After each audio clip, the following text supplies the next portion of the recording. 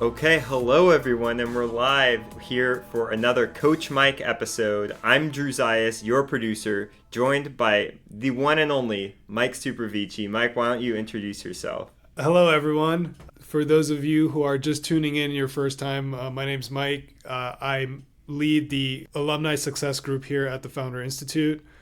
And my role and our team's role is to basically help our companies scale, and we're with our companies basically for the rest of their lives. Prior to doing this, I was an entrepreneur as well, raised money, kind of went through pretty much all the things that you might have gone through. And now, because I do have insights from such a large portfolio of over 3,600 companies, I've been able to see some things that work and some things that don't. And I'm basically here to share my thoughts on that.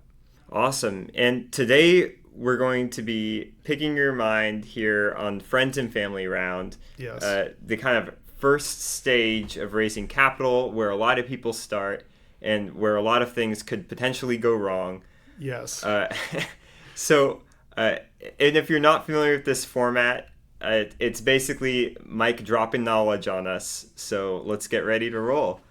First off, right off the gate, how do you think about Friends and Family Round? What context do you think about this in? Is this raising a traditional round? How do you pitch Friends and Family? I have a lot of questions. Yeah, so there's a lot there. Maybe we can start at the top. What is Friends and Family? The name is pretty self-explanatory, but it's basically people in your inner circle, generally people that maybe don't invest professionally in startups, although some people may have friends that do that. But in general, these are a lot of these folks are, like your parents or something like that, or a really good friend. And then so that's what basically a friends and family. So you're going to your friends and asking them basically to invest in your business. Now, should you do that is also an interesting question that comes up a lot, that we get a lot. And this one's a really difficult one for me to say yes or no to. Bottom line is this: you are building a startup. A startup is a business. A business is a collection of people and contracts at its core. And people are unpredictable. That's why the success rates of businesses tends to be extremely low. And so what I'm getting at is that the most likely scenario with your startup is that you are going to lose all of your friends' money. That's the most likely scenario. And if you're okay with that, if you're comfortable with that, if your friends are comfortable with losing all their money, for those of you that are here in the United States, if you're still comfortable hanging out with your aunt or your uncle at Thanksgiving after you lost their money, then I say go for it, right? If you're not personally comfortable with that, then yeah, it's better to just try to not go down that route, right? Same thing with family and things like that, your friends, all that, right? These relationships might be more important to you than potentially the business, and if it can damage them, then I would just say be careful with that, right? One way to manage this is to just be really clear and transparent and very educational about what your friend is going to get into. So let them know the most likely scenario is I am going to lose all of your money. So if you give me $25,000 right now, you should write this off like, a lottery ticket, a $25,000 lottery ticket. So a very expensive lottery ticket. And in the unlikely scenario that we succeed, then maybe you'll be able to get a very good return on that, possibly double, triple, possibly 10x. But the most likely scenario is that you're going to lose all your money. So you need to go into that and understanding that. And if you're comfortable with that and you want to kind of join our mission because you believe in my vision, then let's go ahead and kind of move on and go for it. That seems like a really difficult thing to do because whenever, as founders, when you're approaching any sort of investor or somebody who wants to invest, you feel inclined to just present all of the positives of that potential investment. It's almost like counterintuitive to say, oh, I'm probably going to fail. How do you keep their faith in your idea when you're telling them that? Well, I think look, I get that it's hard, but you have to be very matter of fact about the situation, right? We're gonna maybe cover in a call a little bit later about how to kind of like position your business, how to pitch them, and all that. But Hmm. like, you basically have to talk about obviously the vision and why you think that this will be a success. But at the same time, you have to, counter it out with a lot of realism. And if you don't do this, you're going to be in a very difficult situation with people that are really close to you and that you care about, because there were misaligned expectations and you don't have a choice here. So I know this is difficult, but everything about entrepreneurship is difficult. This is just one of the difficult things that's on the list of difficult things that you're gonna have to deal with. So you're gonna have to be transparent, right? Very transparent. Say, look, the most likely scenario, most startups fail, okay? And the most likely scenario here is that I'm going to lose all of your money. If you're comfortable with me losing all of your money and you're not going to stress over me losing all of your money, then let's proceed. If you are uncomfortable, so then let's not do it. So just think about that, and then we can have another conversation after you've given it some thought. Gotcha. Yeah. So, when should you start raising an inside round, or I guess friends and family round, is what we're calling here, if you choose to do that? Like, at what stage should you start that process? Well, I think taking a step back at a fundamental level, you have to be at a point where you've done enough validation of the idea of the business, to where, number one, you believe that you should incorporate a business around this. So that's step number one. So you've already made that investment into the business. And number two, where you actually see a viable path to this business, right? Because if you're not confident in it, then you're going to have a really difficult time convincing others that they should do an investment in this highly risky business that will most likely fail, right? So what you have to do is have like a big picture perspective that, look, if this works, this is going to be a very large business, right? Otherwise, just the economics don't work for your friends either, right? Like if you're building a small business, it's just difficult for people to maybe get 5, 10 times their money back on an investment like this. This is if you succeed. And why do you need that kind of return? Well, because you're hedging against the most likely scenario, which is in 9 out of 10 cases you will fail, right? So you have to kind of counter that with a really high potential. Otherwise, there's no alignment. And that's okay. That may mean that you just don't raise money. That means that maybe you build a business off of revenue, which is how most businesses are being built, and maybe use some bank loans and things like that eventually, to build it. But if you're going to go down this path where you're going to start raising money from like investors, you have kind of essentially changed like the dynamics of the relationship. And there has to be alignment between your expectations and the expectations of the potential investor. Gotcha. So I have a couple questions diving into like what a friends and family round looks like. Should you treat this like a normal investment round in the way that you approach these investors? Yeah. Let me kind of cover something that I think is really important. So for the audience that's listening to this, that's in the United States, you have to deal with this whole idea of accredited investor status. For those of you that are in our other places like Canada and things like that, this is a non-issue.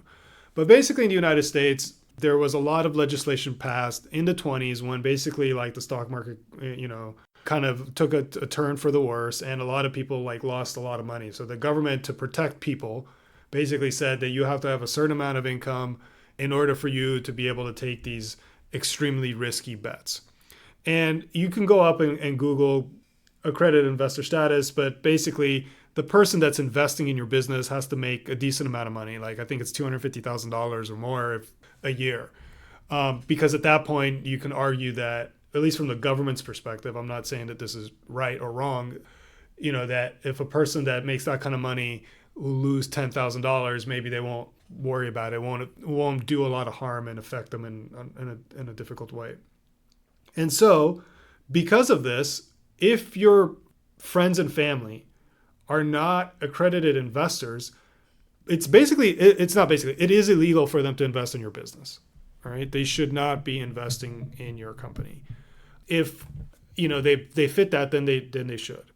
So then the question is, well, how do you get money from people that are not in this accredited investor status.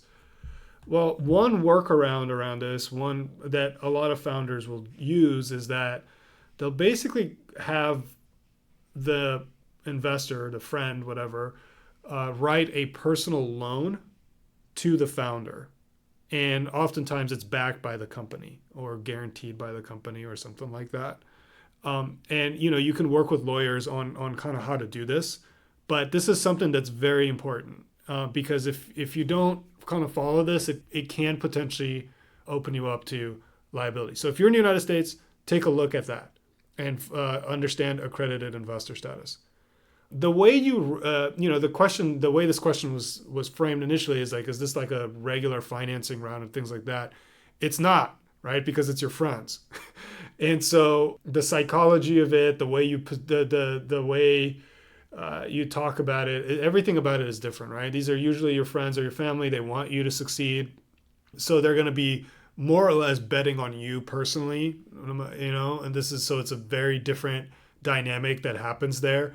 And then you have the culmination with them not being sophisticated. Like they maybe don't understand or know how startup investing works and what the risks are and things like that. So as a founder, you need to do a lot more work, extra work, to educate the potential investor on what they're investing in and how this works. So you're going to have to educate yourself really well on financing structures, and I'm sure we'll probably cover this later, and what the impact of those are going to be, and what in the best case scenario, or what this would look like as far as a potential return, because you might get these types of questions and things like that, right? So it is different, even though the underlying structure of how you actually bring the money into your company is more or less the same. Gotcha. So beyond managing expectations of these friends and family round investors, how do you make sure that you don't lose your friends out of all of this? It seems like the relationship aspect of this is kind of tenuous. How do you keep your friends, Mike? I don't know. See a therapist? No, I don't know. I mean, look. The best approaches I've seen is where the founder brings their friends kind of on this mission and keeps them in the loop of how things are going, and is proactive in letting them know how things are going and sending a regular update to their friends and family people, so that that they're kind of part of this mission, and good or bad, right? That's how you manage that. And when things do go south, you basically let people know that this isn't, this is not working, and these are the reasons why. And maybe your friends could help you in those situations. Most likely they might just not have the expertise to do so, but at least knowing what's going on is really helpful. So like investor updates from a really, really early point in time then. Yeah, I would do like a special friends and family update on this one, because I would talk about like different things, because your friends, right? And you kind of know like the things that they're interested in. So some of the things that you talk about, you should put in this email so they know what's going on with you. The worst thing you can do is take their money and not communicate with them until like the next year's Thanksgiving dinner, right? That's bad. And don't do that, right? So just be in touch with them and just be kind of transparent about how things are going. And that's one of the things that you're going to have to like manage, and one of the things that you're going to have to think through if that's what you want to do, right? Like, do you want to be having conversations on a regular basis with like, your aunt or your uncle or something about this business as the business progresses, and, having to educate them on how things are going. If you foresee that being a problem, then it's probably not a good idea to try to raise money from them, right? Because once you introduce money into relationships, the relationships get pretty challenging. And so you have to be able to kind of overcome that challenge by over communicating how things are going. Yeah, find your cool uncle or aunt. Well, I mean, yeah, but once money comes in, that cool uncle could turn into not cool pretty quickly if Oh you don't boy. manage like expectations, and family dynamics are tough, right? And so, I mean, this is more like a judgment call based on kind of your personal relationships with these folks. Yeah, and they probably also want to know like how their money's being spent as well. So that maybe that's something founders could Yeah, so do. that totally depends on the person. You know, you may have a friend who's their CPA. That's what they do for a living. They're like an accountant. So they're going to for sure ask you a lot of questions about that kind of stuff. But, you know, you may have a friend that does other things for a living, and I don't know, they might not care as much, right? And so just something to think about um, as you discuss this with them. So I've seen some people be very public about the money that they've raised from friends and family and like put it on Crunchbase and everything else. Would you recommend doing that as like a strategy to showcase where your company's at? It doesn't really add that much value because the way you want to think about it is I mean, the only reason people do that is generally to kind of signal something to the market. The fact that you were able to convince your dad to invest in you personally is not really signaling much because, like as I said before, they're more or less just investing in your success and wanting you to be successful. And so it's not like it's going to open up more doors or make it easier for you to go and raise more money in the future from professional investors or anything like that. So there's almost like no value really to doing that. You're almost better off just being stealth about it and not really discussing it. You know, obviously with employees and things like that, you can do that if you want, but not on Crunchbase is not worth it. So I wouldn't really do that. Usually that's the financing announcements in general, since you kind of brought this up, Sure. there's usually a reason for those announcements, right? Like the company wants to use that in general to recruit more employees because they just raised the Series A, for example. So that's a very good reason to kind of try to use that for announcements. Otherwise, it's just not that interesting or helpful. Gotcha. So rewinding maybe just one step. So right when you're trying to land these investors, I kind of want to dive into how to close friends and family in a way that you both feel good about. Could you speak on that for a little? Yeah, so the first thing that you want to do, as I said, is really educate yourself well with like the terms of the round. Because you're going to be the one setting the terms in this situation because you're the one that's going to have to educate them on how this works. Hmm. And so, first step, number one, read about various financing structures and have your lawyer review whatever terms you decide on. Now, in terms of like order of terms of how you should think about this, generally a safe is the best for the founder at this stage.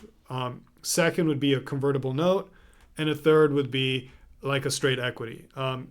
You know, also just from a legal perspective, both a safe and a convertible note are significantly less expensive. It also helps you kind of punt the valuation talk that's really difficult to have because it's such an early business till later down the line.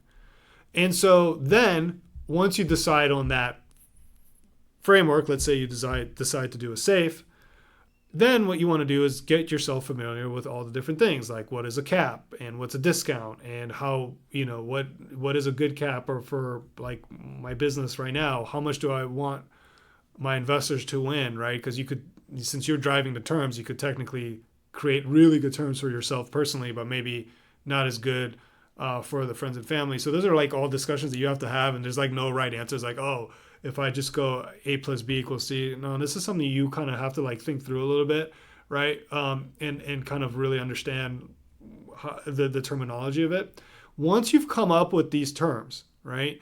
Then what you want to do is have a conversation with your friends or your family about this, and you say, look, we're going to do a safe, we're going to do a cap of 3 million on this, we're going to do a 20% discount as well.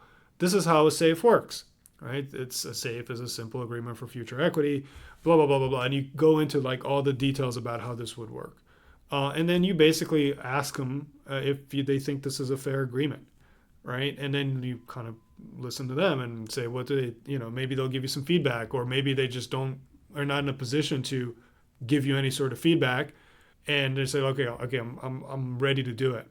Usually that's how it works, honestly, because a lot of the Friends and family folks are just not like sophisticated enough to like have a sophisticated negotiation with you over this. Some may be, right? But in general, that's not how it goes. And so at that point, let's say they agree to your terms, then you have your lawyer draft the terms to ensure that. And what your lawyer will do is they'll put in, for those in the United States, is an accredited investor questionnaire. If they don't, make sure that they do it.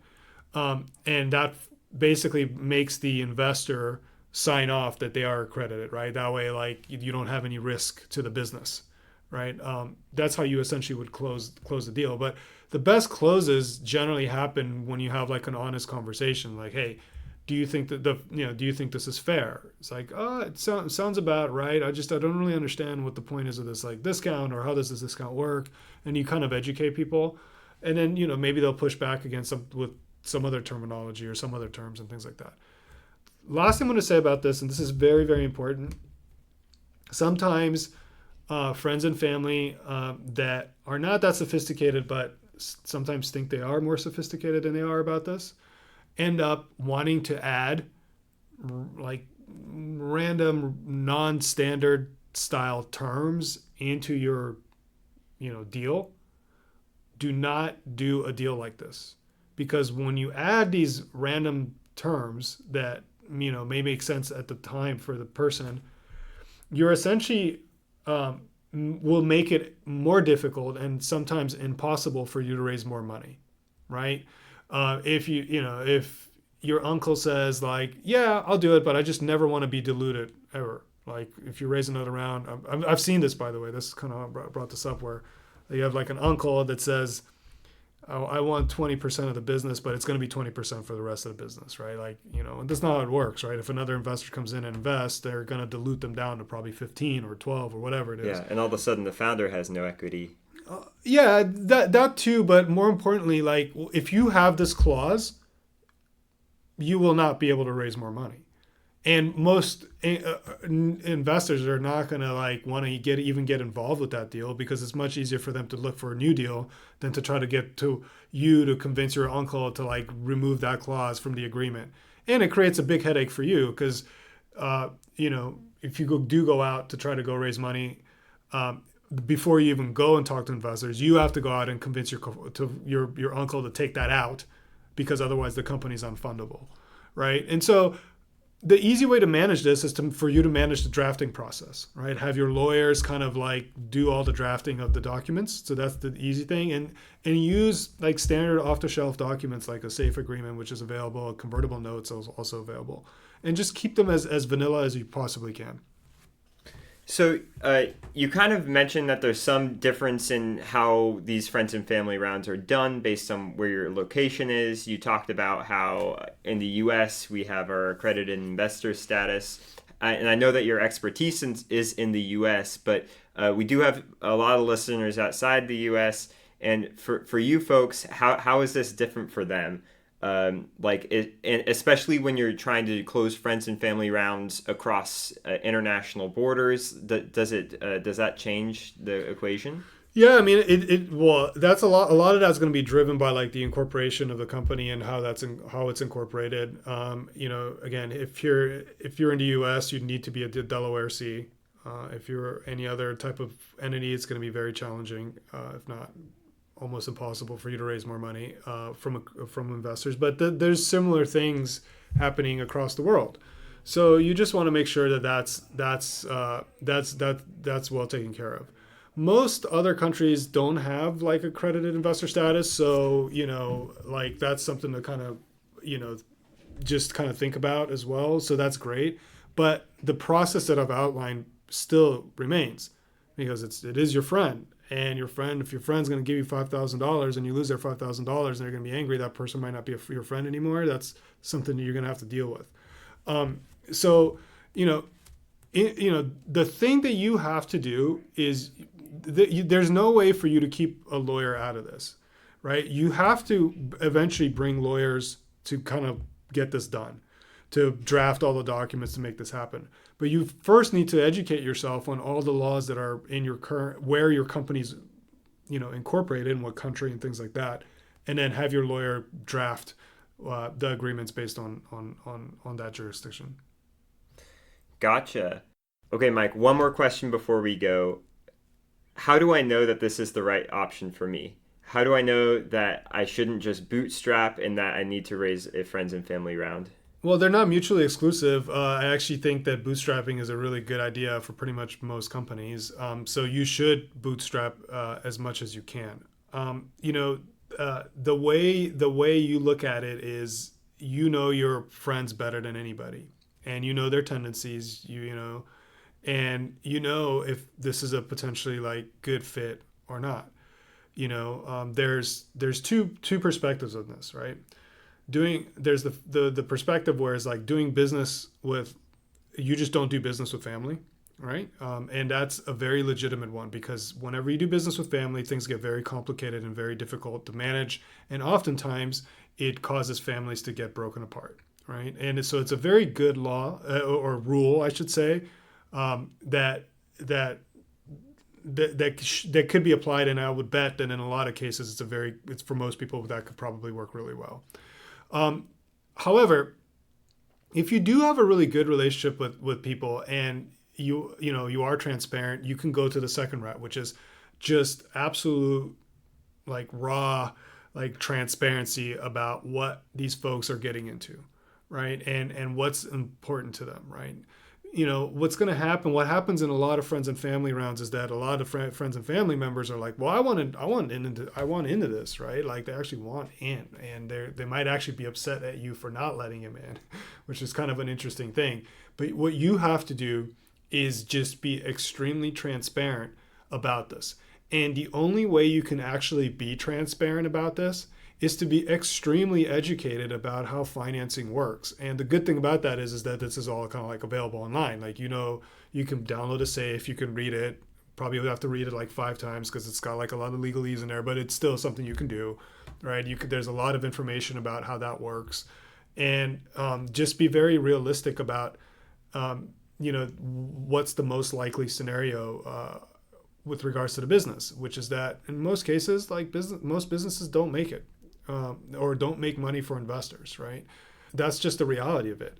However, in the unlikely scenario that you may succeed, then the investor will make a lot of money, right? This is so if you can kind of position it like I just did right now, and people will still want to invest in you, then that's a pretty good litmus test that people know what they're kind of getting into. That's what I would say with that. Okay, so do your research, be transparent, manage expectations. Exactly. And don't sign bad terms. Don't sign bad terms, otherwise you will not get funded.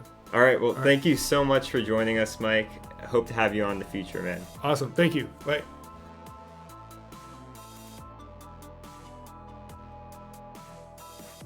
Thanks for listening to the Founder Insight podcast. For more episodes, visit fi.co/podcast. Thanks.